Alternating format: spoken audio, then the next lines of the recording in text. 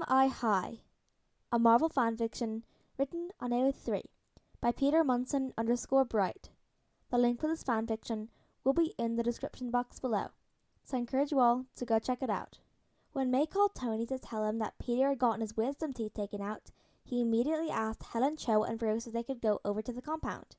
Thankfully, Bruce had made some special anesthesia for Peter, so they were able to put him to sleep. An hour later, after the procedure was finished and Peter was awake, Tony was the first to greet him when he awoke.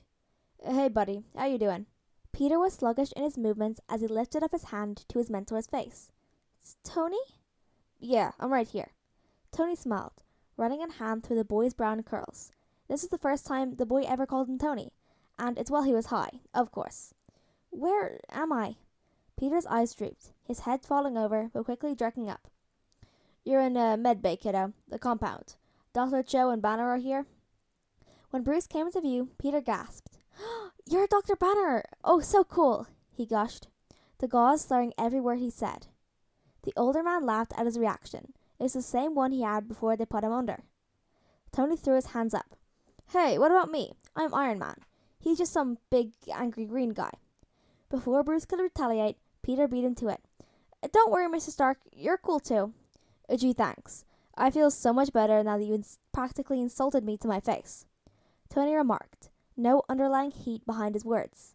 Though Peter hadn't caught that and started crying. "I'm sorry." Tony's face softened, petting his hair. "Hey, bud, no need to cry. I'm sorry, I didn't mean it, Pete. I'm not mad." He wiped some of Peter's tears away with his thumb, scooting closer and wrapping his arms around the kid. "Come on, Itsy Bitsy, don't cry." "Can I have a popsicle?" he sniffed. "You learned that trick from Morgan, didn't you?" "No, you can't." He started crying again, and that was enough to persuade Tony.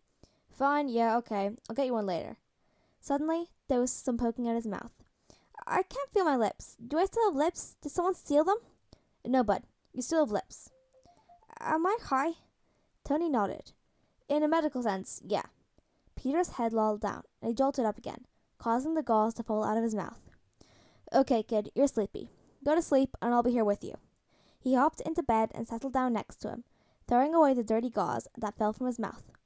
"Thanks, Dad," Peter said, as he lay down on Tony's chest, near the arc reactor. Tony's heart melted at that single word he'd been silently begging for the kid to use. That single word that had all the power to knock the air out of him and bring tears to his eyes. Dad. Behind him, Bruce was watching the scene unfold, with a knowing smile, and nothing more. He backed away, leaving the two to their own devices.